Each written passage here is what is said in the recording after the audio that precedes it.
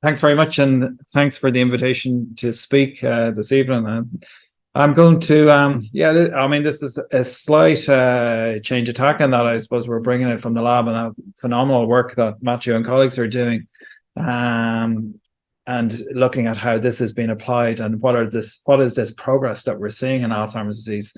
What is it I see as a clinician? What is it that we have the conversations about? And I'm going to talk a little bit about, what it is we address in the clinic and how we have those conversations. But the first thing I'm going to start about is make sure we're all jumping off on the same spot with regards to what is dementia.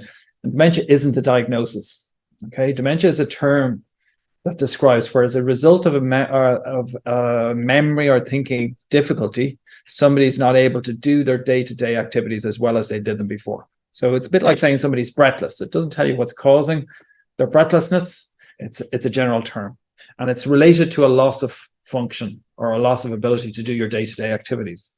The most common question I get asked in clinic when I'm having a conversation with somebody where I'm telling them that they have Alzheimer's disease, and I see younger, even though I trained as a geriatrician, I see young and old people with dementia. We've diagnosed people in their 30s with dementia right through. And the most common question that you get asked is, what's the difference between Alzheimer's and disease and dementia? Because they're kind of interchanged as terms in the public. And Alzheimer's disease is a specific cause of dementia. It's the most common cause of dementia. And Alzheimer's disease is caused by the buildup of two proteins. One is called amyloid and one is called tau in the brain. And there's other causes of dementia, such as stroke or blood vessel disease, slightly different to the blood vessel diseases and blood vessel trauma that Matthew was talking about, where as a result of a little clot or a bleed, people may have a memory difficulty. Parkinson's-related dementias, which include things like Lewy body dementia, frontotemporal dementia, which is caused by other proteins. So these are the specific causes of dementia, and dementia itself is only a term. And probably one of the big advances that we've had over the last 20, 25 years has been we've identified, like I said, Alzheimer's disease is caused by these two proteins, amyloid and tau, but we've identified another protein, alpha-synuclein, which is classically involved in Lewy body dementia or Parkinson's disease. We've identified proteins like TDP43 and tau. So different proteins cause these classical clinical phenotypes that I'll talk a little bit about. But Alzheimer's disease accounts for about 70% of dementia when diagnosed after the age of 65. And it's about 50% of dementia when diagnosed under the age of 65. And the key thing is when we know that dementia and these specific types of dementia are caused by proteins, we can develop medicines that target them. And that's what's happening. And that's what people have been reading in the newspapers over the last year or two, is the development of treatments that can go in this direction. The next thing I often get asked in clinic is, well, how come my symptoms are different to my mother's symptoms or my father's symptoms when they had dementia? I think it's because there is no classical pattern of dementia. The other key thing is we know that these proteins are what ultimately leads to diagnosis, but the part of the brain that's affected, that's what causes the symptoms. So if these proteins build up in my frontal lobe, I may have behavioral symptoms. I might have difficulty planning things. If they build up in my occipital lobe at the back of my brain, that's where my visual centers are. So I might have visual symptoms. If they build up on my temporal lobe, well, that's classically often what we see in Alzheimer's disease, and I might have memory symptoms, or I might have some language and communication symptoms. So it's a combination of the protein and the area of the brain that's affected. And when I'm in clinic, what I'm always trying to get at, what were the first symptoms? Because as all of these conditions evolve, more and more parts of the brain are affected. So in their later stages, actually one cause of dementia looks pretty similar to another cause. So what I'm always trying to do is get to find out, well, what were the first things people noticed? Of course, like everything in medicine, there's variation in this. These proteins, so like the Alzheimer's disease proteins that typically usually accumulate in the temporal area of the brain, in the temporal lobe area of the brain, that cause memory symptoms, or parietal lobe that cause memory symptoms, sometimes they accumulate in the occipital lobe. And that was what happened for Terry Pratchett when he developed this posterior cortical atrophy. And we'll talk a little bit about some of the symptoms that can go with that, because it's a very unusual presentation, or an atypical, very confusing for somebody, because their memory is relatively intact. So they have a great awareness as to what might be causing their symptoms. So I always talk about the privilege of being a clinician working and trying to tease out a little bit. And, over in the States, they have a specialty behavioral neurology, and I'm a behavioral geriatrician. So I take a behavioral approach when we're trying to understand what's causing the symptoms. So as opposed to just going by areas of the brain that are affected, and it being slightly reductive. It's really around trying to explain to people what memory is and what it is we measure. And so we do very detailed kind of measurements in the clinic. And so when people come in, they think we're talking about memory and it's recall, and that it's whether or not they're able to remember all 11 players on the Irish football team that was playing 2 years ago in Paris when we lost, or something along those lines. And they're kind of trying to, was there a difficulty when I forgot to pick up the milk and I remember the 4 other things? So memory is kind of that recall element is what people think. But actually we're looking at vision, language, attention. So for anybody to be able to recall or retrieve that information, it has to get in the first place. So they have to be able to pay attention to it. They have to be able to get it in, and they've got to be able to store it, and then they can retrieve it. So we're looking at all of those elements and how quick people can take on that information. So we look right across different domains, and we look at a thing called frontal function. So somebody's ability to plan, strategize, reflect on how that plan was executed. And we've all different tests for how we put that together. So people are kind of often, they're really worried about forgetting, the number of, one of the tests we do is a verbal learning test where we give them lists of random words. I get really upset if they can't remember the lists of random words, but actually all of our tests are designed to be incrementally difficult to the point that you think you can't do them. So everybody, generally, if we're applying our tests properly, everybody will feel that they've done poorly or that it's been challenging. So the next thing that we're trying to do is be a bit of a detective. We have to tease out symptoms in people that they don't even know they have. In particular, these people who may have atypical type symptoms.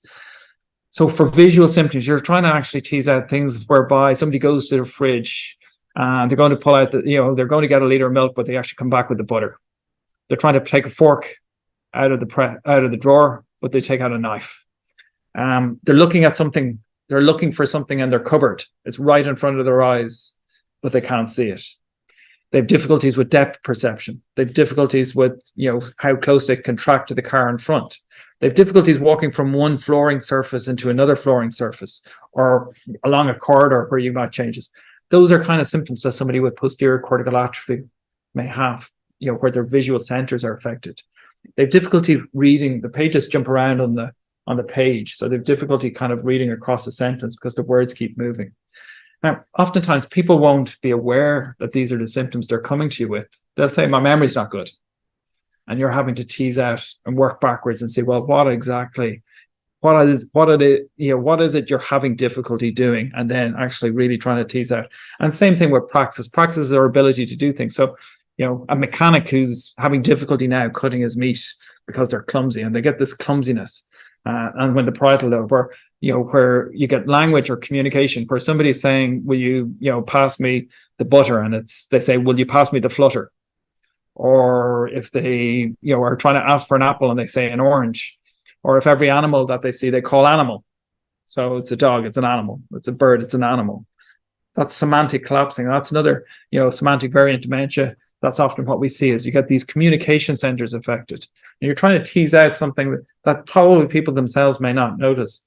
Behavioral changes where people might become more paranoid, where people might have hallucinations, where sleep is affected.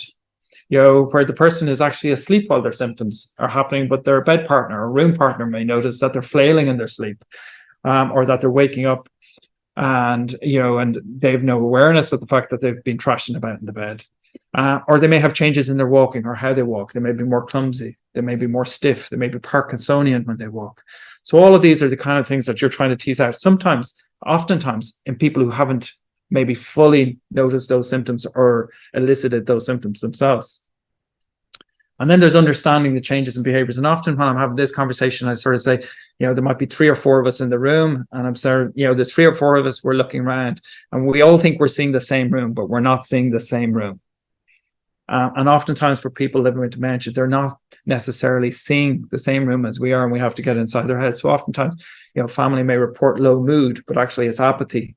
And apathy sometimes, it's hard to tease out where somebody may have symptoms of depression, which is definitely more common in people who are living with dementia, or where they're just apathetic and not engaged. They can't pay attention. Or agitation and aggression as a result of not being able to manage those perceptual or sensory kind of changes, or something that's happened or something somebody said. They get agitated, and You've not seen anything that's been different. You don't know why they're all of a sudden they've gotten agitated. So these responsive behaviors, trying to understand those. And then a loss of empathy, which is always often a really challenging thing for families. So they're wondering, why isn't mum asking after my well-being anymore? Or why isn't, it's no question that one of the early things we see in people who are living with dementia is an ability to simulate what somebody else might be thinking, an ability to simulate yourself in a different circumstance, an ability to kind of project or understand where somebody is one of those early deficits that we definitely see. So things like empathy and context can be very, very difficult. So somebody who's living with mild dementia might be able to tell me that they're going on holiday in 3 weeks' time and be excited about it. But if I ask them to describe what they're expecting from the hotel, probably won't be able to maybe tell me what they're expecting from the hotel. They won't be able to visualize that hotel or in that detail. So with all of that in mind, this is why we're excited about these new treatments, these new horizons, and where this, and it's mostly Alzheimer's disease we're going to talk about, but actually that in its own right is very substantive. It's the most common cause of dementia. It's 70% of cases of dementia, as we know. As Matthew said, it's probably about 40,000 people of the 65 or 70,000 people who are living in Ireland with dementia have Alzheimer's disease. It's also co-pathology. So many people with one dementia have these proteins, as a neighbor. So you might have Lewy body, dementia and have alpha-synuclein, but you probably also have amyloid and tau proteins. So we know most people who develop dementia have lots of these different proteins in their brain. There might be one that's predominant, but Alzheimer's disease co-pathology is very, very common. So being able to treat it is also important from the point of view of those other dementias. But it also gives us now a biological construct, and you'll see what I mean when I go through how we diagnose and how that's changed for all of those other causes of dementia. So through Alzheimer's disease, we're kind of really getting this opportunity to carve away and to develop a construct for which we can really look at tackling other causes. For most of my professional career, this was the diagnostic criteria for Alzheimer's disease. This was the best of the best, and this is how we diagnosed Alzheimer's disease, which basically said if I couldn't think of anything else that it could be, it probably is Alzheimer's disease. That's it. Full stop. There was nothing. It was dependent on somebody having lost function. So in other words, there was no kind of mild stage or anything along those lines, and that was up until 2011. The main thing is it took no reflection of what I talked about, of these proteins, amyloid and tau that we know. Now, one of the common questions that I get asked is how much of Alzheimer's disease is inherited. Usually when people are talking about inherited Alzheimer's disease, they're talking about familial inherited Alzheimer's disease, and only about 2% of Alzheimer's disease is, if you like, what we call a determinant gene inherited form of Alzheimer's disease. So 98% of it is sporadic. That just means that the familial ones, where they have the genes, they have a mass increased production of this protein amyloid. They just have genes that create more and more of it. For most people who develop it, the brains just aren't able to clear it as well. And the blood-brain barrier may be one of those factors that, disorders of the blood-brain barrier might be one of those factors that actually influences that inability to clear. As a result of that protein amyloid building up in the brain, that other protein tau gets kind of misfolded and it starts causing damage. So you have the two proteins then in contrast do that. And of course, there's other inflammatory changes and other blood vessel changes that kind of happen alongside it. And ultimately, brain cells die. The key thing is we now have what we call biomarkers, some things that we can measure that tell us about that process that's going on. Now, I always say, look, the most important biomarker is the conversation that you have with the individual and the tests and the memory tests that you do, and that information that I elicit, that is the most clear indication I will ever have with regards what it is likely causing somebody's symptoms. But we do an awful lot of looking at MRI scans and looking at different areas of the brains that might be disproportionately affected, disproportionately shrunken, or doing what we call PET scans, whereby we look at the metabolic activity. So the use of glucose in different parts of the brain shows the nerve activity or the brain activity in those areas. And when that's reduced, it usually is as a result of one of these proteins having accumulated. So we look at all of these kind of things when we're trying to put this information together. But probably the biggest advance that we've had is these CSF biomarkers. So we do about 250 of these a year in the memory service that I work in Tallaght. And what we're able to do is directly measure these proteins, amyloid and tau in the brain. And it is a definitive diagnosis. When you put it with the clinical symptoms, and the clinical symptoms are consistent, and you identify these proteins in the brain, we for the first time now over the last number of years, it's probably about the last 5 or 6 years that it's been clinically available to us, we're definitively able to say somebody has Alzheimer's disease. Before 5 or 6 years ago, the only way we could have done that is on autopsy after somebody had passed away. So it's massive progress, and it's very reassuring. And the key thing is these proteins build up in the brain 20 years before people develop symptoms.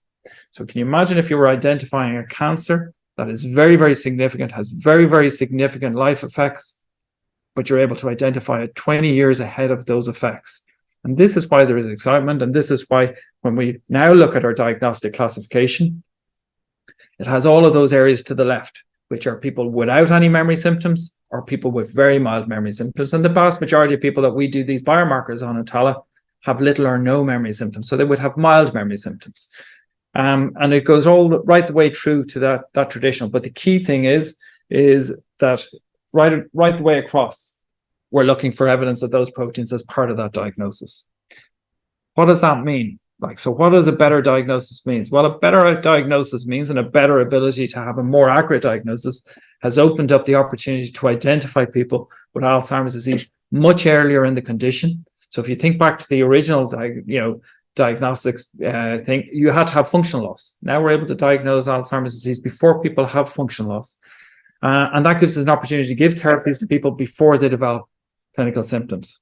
So what about these therapies? What's all of this that's going on? Well, ultimately, there is 2 therapies. One is called lecanemab and one is called donanemab that there's been an awful lot of interest in. The current treatments that we have for Alzheimer's disease, if you go back to our cascade, as we call it, whereby somebody has these amyloid proteins and it works all the way down, right at the bottom is where you get, if you like, the brain cells being injured and dying. So our current treatments kind of come in late on in that pathway, and they're kind of symptomatic agents and they don't alter the course of the condition. These new, what we call disease-modifying agents, intervene much earlier and stop that accumulation or reduce that accumulation of amyloid protein with the hope that they stop all of the downstream damage being done. So the earlier we can give these therapies, likely is the better results. And that seems to be what's coming true in some of the trials as we see it. So there's been lots of different, we know that this protein amyloid exists as different things and how we target it. So we've had lots of false dawns. We're still at a very, very early stage of understanding where these medicines, where they fit in clinical practice. There's lots of side effects potentially with these medicines. They're very expensive medicines. There's a whole different argument about the system's readiness. And as to whether or not these chemotherapies, because that's essentially what they are, whether they will be the magic bullet, I doubt it, because we know all of these other proteins are going on in the brain. So we remove one of the 5 proteins, we'll have definitely some effect. And it's very exciting because it's a bit like I suspect an oncologist felt when you had the first chemotherapy.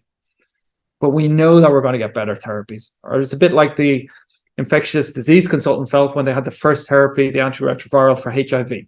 But we know we're going to get better. We know we're going to get safer therapies. But we probably also know now, because what's happened in the public's mind is it's no longer acceptable for us not to have treatments for Alzheimer's disease. Because for years and decades, we've kind of accepted that this is just what happens at that end of life.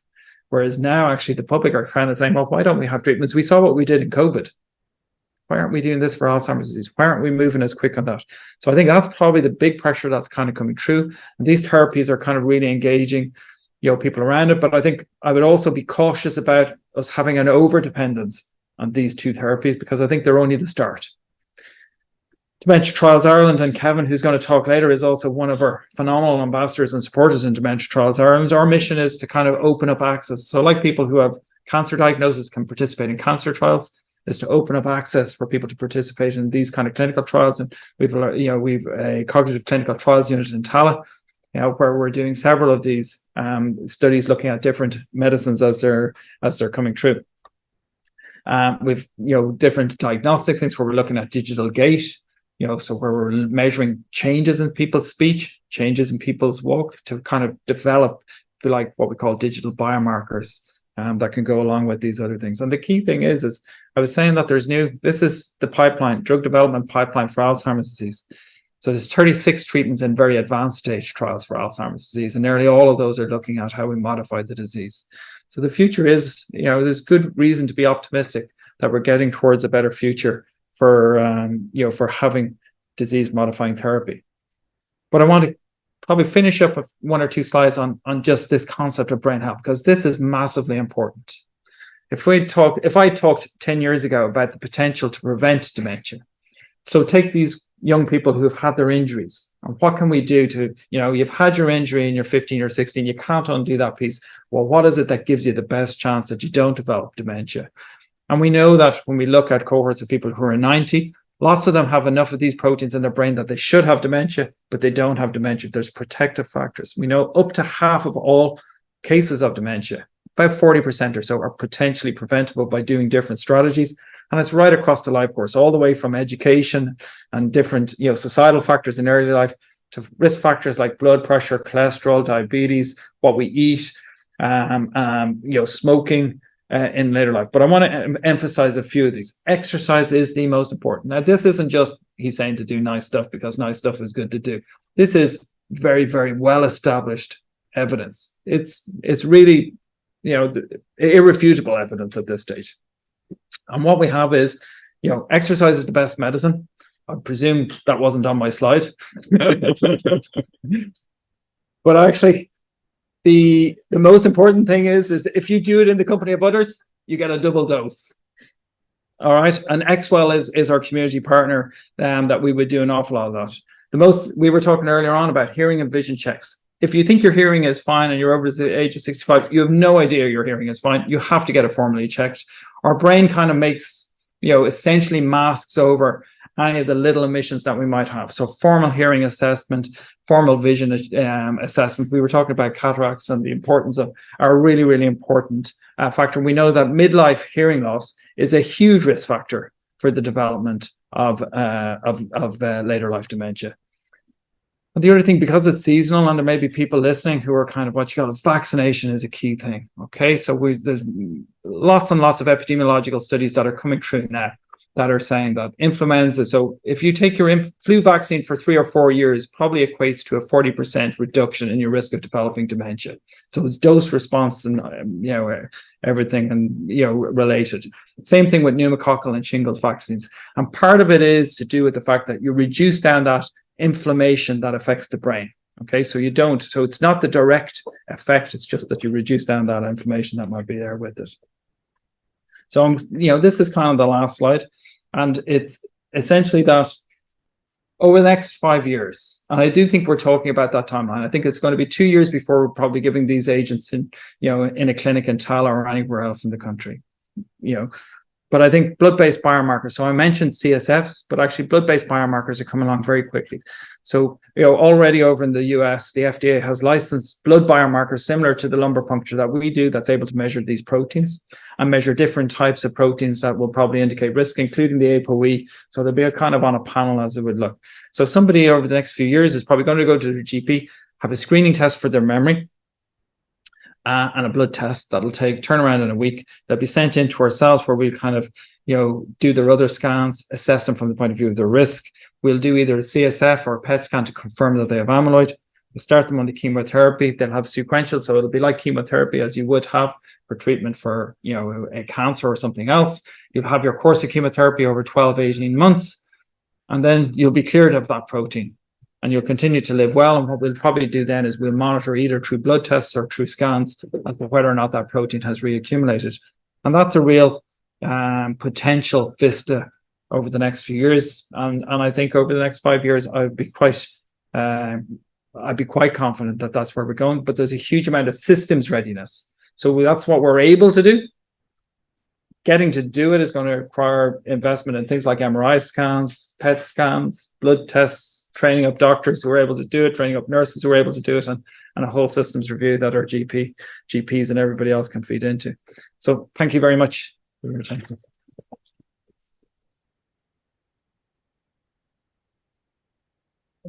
Well, for question two, if the audience wants to ask any questions. I was just wondering how early someone might want to have their like surgery tunnel protected and stuff, for those proteins and things like that to seek early treatment. Yeah, so at the moment, we only do it in people who have at least mild symptoms. Okay. I don't do CSF testing in people who don't have symptoms, or very, very rarely where they may be, sometimes we think they maybe outperform our cognitive testing. So they may have had, been high achievers and really our academic testing, but their subjective symptoms are such that they're quite confident that they have had definite decline. So it's rare that we would do it. There's a study out just this week where they looked at one of the old amyloid agents or disease modifying agents in people with preclinical Alzheimer's disease, and it didn't have an effect. It didn't benefit in the long run, but the agent itself didn't remove the protein either. So it's hard to read into it.